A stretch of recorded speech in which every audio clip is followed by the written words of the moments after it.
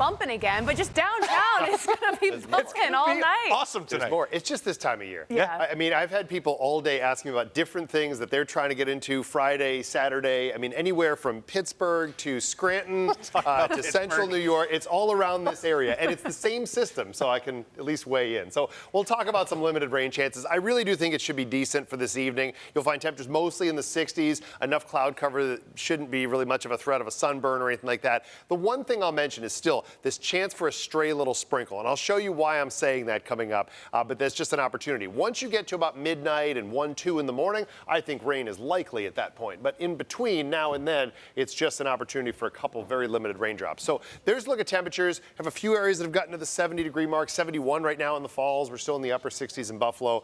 But temperatures, of course, have been held down partially because of the cloud cover that we have in place.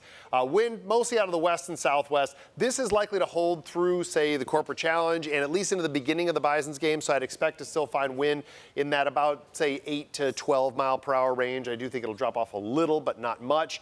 And this was a key thing for today. I want to talk about this before I talk about the rain. The drought monitor, despite the fact that we started off the week with some rain, it wasn't enough to make much of a dent. So now basically all of western New York, with the exception of this tiny sliver from eastern Orleans County through eastern Genesee around Leroy, down through eastern Wyoming and northeastern Allegheny, all of the rest of us in this beige color are now currently under moderate drought conditions. That's just as of today that was released. So we'll continue to keep an eye on this. We're looking at a few separate rain chances.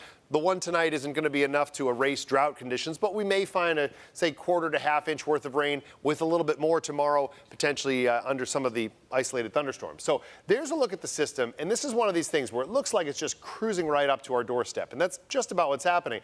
But it's going to slow down, and that's kind of the key piece of it, with really a lot of the energy off to the north and west, despite a few showers near us.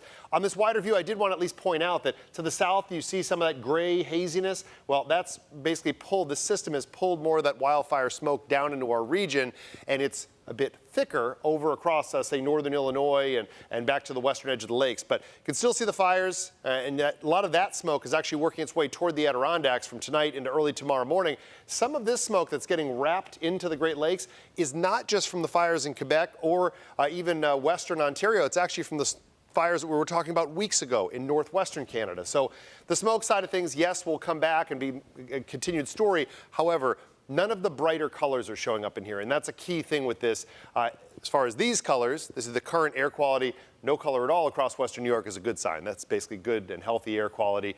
We do have a few areas where it's becoming noticeable in northern Illinois. So as I've said the last couple of days, we just have to continue to watch that side of things because the fires continue to burn, and more than half of them are still uncontained.